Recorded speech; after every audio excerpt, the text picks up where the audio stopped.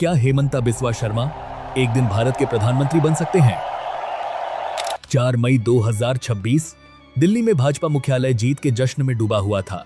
नरेंद्र मोदी और अमित शाह अगले राजनीतिक कदमों पर चर्चा कर रहे थे, लेकिन उस रात भारतीय राजनीति की सबसे दिलचस्प कहानी दिल्ली में नहीं लिखी जा रही थी, क्योंकि करीब 2000 किलोमीटर दूर एक ऐसा आदमी बैठा था जिसे कभी कांग्रेस ने गंभीरता से लेना जरूरी नहीं समझा था, लेकिन आज पूरा नॉर्थ ईस्ट उसकी राजनीतिक रणनीतियों पर चलता दिखाई देता है। जिस क्षेत्र में कभी भाजपा लगभग खत्म मानी जाती थी, आज वहां भाजपा सबसे बड़ी ताकत बन चुकी है। असम में बहुत से लोग उसे मामा कहते हैं, लेकिन विरोधियों के लिए वह भारत की राजनीति के सबसे आक्रामक और खतरनाक नेताओं में से एक है। और अब धीरे धीरे एक सवाल दिल्ली में भी पूछा जाने लगा है, क्या हेमंता बिस्वा शर्मा भविष्य में भारत की राष्ट्रीय राजनीति का बहुत बड़ा चेहरा बन सकते हैं? लेकिन इस सवाल का जवाब समझने के लिए पहले असम को समझना पड़ेगा, क्योंकि पहली नजर में असम सिर्फ एक खूबसूरत राज्य लगता है। चारों तरफ फैले चाय बागान, ब्रह्मपुत्र नदी का विशाल बहाव, बारिश में डूबे पहाड़ और इतनी हरियाली की कई जगहें किसी पोस्टकार्ड जैसी दिखाई देती हैं। लेकिन असम की कहानी सिर्फ खूबसूरती की कहानी नहीं है, यह पहचान की भी कहानी है। एक ऐसे डर की कहानी जो यहाँ दशकों से मौजूद रहा है। अपनी भाषा खो देने का डर, अपनी संस्कृति बदल जाने का डर और धीरे धीरे अपने ही राज्य में पीछे छूट जाने का डर। शायद यही वजह है कि असम की राजनीति हमेशा बाकी भारत से थोड़ी अलग रही है। भारत के बाकी हिस्सों से पूर्वोत्तर को जोड़ने वाला सिर्फ एक बेहद संकरा रास्ता है, जिसे सिलीगुड़ी कॉरिडोर या चिकन नेक कहा जाता है। और लंबे समय तक असम को यह महसूस होता रहा कि दिल्ली उसकी राजनीति, उसकी पहचान और उसकी चिंताओं को पूरी तरह समझ ही नहीं पाती। सदियों तक यह क्षेत्र अहोम साम्राज्य के अधीन रहा। लगभग 600 वर्षों तक अहोम शासकों ने असम की पहचान को बाहरी शक्तियों से बचाकर रखा। जब दिल्ली सल्तनत और बाद में मुगल साम्राज्य उत्तर भारत में अपनी सत्ता फैला रहे थे, तब असम अपनी सांस्कृतिक और राजनीतिक स्वतंत्रता के लिए संघर्ष कर रहा था। 1671 का सरायघाट युद्ध असम के इतिहास में सिर्फ एक सैन्य संघर्ष नहीं था, बल्कि असमिया पहचान और प्रतिरोध का प्रतीक बन चुका था। इस युद्ध में लाचित बोरफुकन ने सीमित संसाधनों और बीमारी से जूझते हुए भी मुगल सेना को रोक दिया था। आज भी असम में लाचित बोरफुकन सिर्फ ऐतिहासिक चरित्र नहीं है, बल्कि प्रतिरोध, क्षेत्रीय गर्व और अस्मिता के प्रतीक माने जाते हैं। कई दशक बाद एक नेता इसी ऐतिहासिक भावनात्मक विरासत को आधुनिक राजनीति के सबसे प्रभावशाली हथियारों में बदलने वाला था। ब्रिटिश शासन के दौरान असम में बड़े पैमाने पर आर्थिक बदलाव हुए। अंग्रेजों ने चाय उद्योग विकसित किया, रेलवे लाई और तेल उत्पादन शुरू किया। लेकिन इसके साथ एक और प्रक्रिया शुरू हुई, माइग्रेशन। बंगाल से मजदूर आए, पूर्वी बंगाल से किसान आए और धीरे धीरे असम की जनसांख्यिकी बदलने लगी। असमिया समाज के भीतर यह डर बढ़ने लगा कि एक दिन उनकी भाषा, उनकी संस्कृति और उनकी जमीन उनके अपने हाथों से निकल सकती है। 1947 में देश का विभाजन हुआ और फिर 1971 में बांग्लादेश बनने के बाद यह डर और अधिक गहरा हो गया। दिल्ली के लिए यह सीमा पार माइग्रेशन का मुद्दा हो सकता था, लेकिन असम के लिए यह अस्तित्व और पहचान का प्रश्न बन चुका था। 1979 में ऑल असम स्टूडेंट यूनियन के नेतृत्व में बड़े पैमाने पर आंदोलन शुरू हुए। सड़कों पर प्रदर्शन, बंद, हिंसा और कर्फ्यू का माहौल बनने लगा। असम का राजनीतिक वातावरण लगातार विस्फोटक होता जा रहा था। फिर आया 1983 का नीली नरसंहार, जिसे भारत के इतिहास के सबसे भयावह नरसंहारों में गिना जाता है। कुछ ही घंटों में हजारों लोग मारे गए। इसके बाद असम में अलगाववाद और उग्रवाद की राजनीति और मजबूत होती गई। इसी माहौल में United liberation front of Assam यानी ULFA का उदय हुआ। आरोप था कि दिल्ली असम के संसाधनों का इस्तेमाल तो करती है, लेकिन राज्य को बदले में गरीबी, बेरोजगारी और उपेक्षा मिलती है। अपहरण, उगाही, बम धमाके और सेना की कार्रवाई ने असम को डर और अस्थिरता के दौर में ढकेल दिया। और इसी वातावरण में एक लड़का राजनीति को बहुत ध्यान से देख रहा था। 1969 में जन्मे हेमंता बिस्वा शर्मा ऐसे दौर में बड़े हुए जहां राजनीति सिर्फ चुनावी प्रक्रिया नहीं थी, बल्कि पहचान और अस्तित्व की लड़ाई बन चुकी थी। उनके पिता कैलाश नाथ शर्मा असमिया साहित्य की दुनिया का सम्मानित नाम थे, लेकिन जिस सामाजिक और राजनीतिक माहौल में हेमंता बड़े हो रहे थे, वहां हर युवा किसी न किसी रूप में राजनीति से प्रभावित था। गुवाहाटी के प्रसिद्ध कॉटन कॉलेज में प्रवेश लेने के बाद हेमंता छात्र राजनीति में तेजी से उभरे। वे लगातार छात्र संघ के महासचिव चुने गए, डिबेट प्रतियोगिताएं जीतने लगे और लोगों को प्रभावित करने लगे। बहुत जल्दी यह स्पष्ट हो गया कि वे सिर्फ राजनीति में हिस्सा लेने वाले व्यक्ति नहीं हैं, बल्कि राजनीति को नियंत्रित करने की महत्वाकांक्षा रखते हैं। लेकिन आने वाले वर्षों में यही महत्वाकांक्षा उनकी पूरी राजनीतिक यात्रा को दिशा देने वाली थी। 1996 में उन्होंने पहली बार कांग्रेस के टिकट पर जालूकबाड़ी विधानसभा सीट से चुनाव लड़ा, लेकिन वे चुनाव हार गए। उनके सामने उनके पुराने राजनीतिक गुरु भृगु फुकन थे। राजनीति में कई लोग पहली हार के बाद गायब हो जाते हैं, लेकिन हेमंता ने हार को अंत नहीं बनने दिया। उन्होंने अपनी सीट नहीं छोड़ी। दिन में गुवाहाटी हाई कोर्ट में वकालत करते और रात में लोगों के बीच दिखाई देते।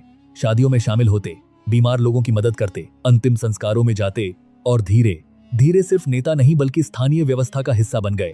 कहा जाता है कि इसी दौरान उनकी मुलाकात पी.वी. नारासिम्हा राव से हुई थी। राव ने उनसे कहा था कि चुनाव हारने के बाद भी किसी नेता को अपनी सीट नहीं छोड़नी चाहिए। हेमंता ने इस सलाह को गंभीरता से लिया और अगले 5 वर्षों तक जालुकबाड़ी में अपनी पकड़ मजबूत करने में जुटे रहे। 2001 में उन्होंने चुनाव जीत लिया और यहीं से उनकी वास्तविक राजनीतिक चढ़ाई शुरू हुई। उस समय असम में तरुण गोगोई की सरकार थी। कांग्रेस लंबे समय बाद सत्ता में लौटी थी और धीरे धीरे सरकार के भीतर एक नया शक्ति केंद्र उभरने लगा, हेमंता बिस्वा शर्मा। बहुत कम समय में उन्हें स्वास्थ्य, शिक्षा, वित्त और योजना जैसे महत्वपूर्ण मंत्रालय मिल गए। प्रशासनिक निर्णयों पर उनकी पकड़ लगातार मजबूत होती गई। अफसरशाही पर नियंत्रण, मीडिया प्रबंधन और विधायकों के साथ नेटवर्किंग ने उन्हें सरकार के सबसे प्रभावशाली नेताओं में बदल दिया। असम में यह मजाक आम हो गया था कि मुख्यमंत्री कोई भी हो, लेकिन सरकार चलाने वाला व्यक्ति कोई और है। उस समय राज्य लगातार बाढ़, हिंसा और पिछड़ेपन से जूझ रहा था, लेकिन हेमंता ने खुद को एक ऐसे नेता के रूप में स्थापित किया जो प्रशासनिक स्तर पर परिणाम दे सकता है। 2006 तक उनका कद इतना बढ़ चुका था कि उन्हें असम का भविष्य माना जाने लगा। लेकिन राजनीति में सबसे खतरनाक संघर्ष अक्सर उत्तराधिकार को लेकर होता है। धीरे धीरे गौरव गोगोई राजनीति में सक्रिय होने लगे और हेमंता को यह महसूस होने लगा कि जिस कुर्सी तक पहुंचने के लिए उन्होंने वर्षों मेहनत की, वह अब परिवारवाद की वजह से उनसे दूर जा रही है। उन्होंने कांग्रेस हाईकमान से बातचीत करने की कोशिश की। कई विधायक उनके समर्थन में बताए जाते थे, लेकिन दिल्ली की राजनीति असम की जटिलताओं को समझने में असफल दिखाई दी। इसी दौरान हेमंता बिस्वा शर्मा को यह महसूस होने लगा कि कांग्रेस के भीतर उनकी राजनीतिक यात्रा एक सीमा पर आकर रुक चुकी है। उनका मानना था कि वे असम की राजनीति को जमीन से समझते हैं, चुनाव जिता सकते हैं, संगठन संभाल सकते हैं, लेकिन इसके बावजूद दिल्ली का नेतृत्व उन्हें वह जगह देने के लिए तैयार नहीं था जिसकी उन्हें उम्मीद थी। दूसरी तरफ असम कांग्रेस के भीतर परिवारवाद और उत्तराधिकार की राजनीति लगातार मजबूत होती जा रही थी। हेमंता को लगने लगा कि जिस कुर्सी तक पहुंचने के लिए उन्होंने वर्षों मेहनत की, वह अब योग्यता से नहीं बल्कि राजनीतिक विरासत से तय होगी। और राजनीति में महत्वाकांक्षा सिर्फ पद की लड़ाई नहीं होती, वह सम्मान की लड़ाई भी होती है। धीरे धीरे कांग्रेस और हेमंता बिस्वा शर्मा के बीच दूरी बढ़ती गई। कई बैठकों और बातचीतों के बावजूद समाधान नहीं निकला और फिर वह क्षण आया जब हेमंता ने फैसला कर लिया कि अगर कांग्रेस उन्हें आगे बढ़ने की जगह नहीं दे सकती तो वे अपनी राजनीति के लिए नया रास्ता चुनेंगे। 2015 में हेमंता बिस्वा शर्मा कांग्रेस छोड़कर भारतीय जनता पार्टी में शामिल हो गए। उस समय शायद कांग्रेस नेतृत्व को यह अंदाजा नहीं था कि वह सिर्फ एक नेता नहीं खो रही, बल्कि पूरे पूर्वोत्तर भारत में अपना राजनीतिक आधार खोने जा रही है। भारतीय जनता पार्टी लंबे समय तक पूर्वोत्तर भारत में सीमित प्रभाव वाली पार्टी रही थी, लेकिन भाजपा को एक ऐसे व्यक्ति की आवश्यकता थी जो नॉर्थ ईस्ट की जातीय, सांस्कृतिक और राजनीतिक जटिलताओं को अंदर से समझता हो। हेमंता बिस्वा शर्मा उस भूमिका के लिए बिल्कुल उपयुक्त साबित हुए। उन्हें नॉर्थ ईस्ट डेमोक्रेटिक अलायंस यानी NEDA का प्रमुख बनाया गया। इसके बाद पूर्वोत्तर की राजनीति तेजी से बदलने लगी। त्रिपुरा, अरुणाचल प्रदेश, मणिपुर और नागालैंड में भाजपा और उसके सहयोगियों का प्रभाव बढ़ने लगा। कांग्रेस धीरे धीरे कमजोर होती गई और हर राजनीतिक बदलाव के पीछे एक नाम बार बार दिखाई देने लगा, हेमंता बिस्वा शर्मा। 2016 में भारतीय जनता पार्टी पहली बार असम की सत्ता में आई। हालांकि मुख्यमंत्री सर्बानंद सोनोवाल बने, लेकिन राजनीतिक पर्यवेक्षक समझ चुके थे कि असम की राजनीति का सबसे प्रभावशाली रणनीतिकार कौन है। 2016 से 2021 के बीच हेमंता ने सिर्फ चुनाव नहीं जिताए, बल्कि पूरे पूर्वोत्तर का राजनीतिक संतुलन बदल दिया। 10 मई 2021 को हेमंता बिस्वा शर्मा ने असम के मुख्यमंत्री पद की शपथ ली, लेकिन मुख्यमंत्री बनने के बाद उनकी राजनीति सिर्फ प्रशासन तक सीमित नहीं रही। उन्होंने खुद को एक ऐसे राजनीतिक ब्रांड में बदल दिया जिसमें विकास, आक्रामक राष्ट्रवाद, क्षेत्रीय पहचान और मीडिया नैरेटिव सब कुछ एक साथ मौजूद था। असम में मेडिकल कॉलेजों की संख्या तेजी से बढ़ाई गई, ब्रह्मपुत्र पर बड़े इंफ्रास्ट्रक्चर प्रोजेक्ट शुरू हुए और अरुणोदय जैसी योजनाओं के जरिए महिलाओं तक सीधे आर्थिक सहायता पहुंचाई गई।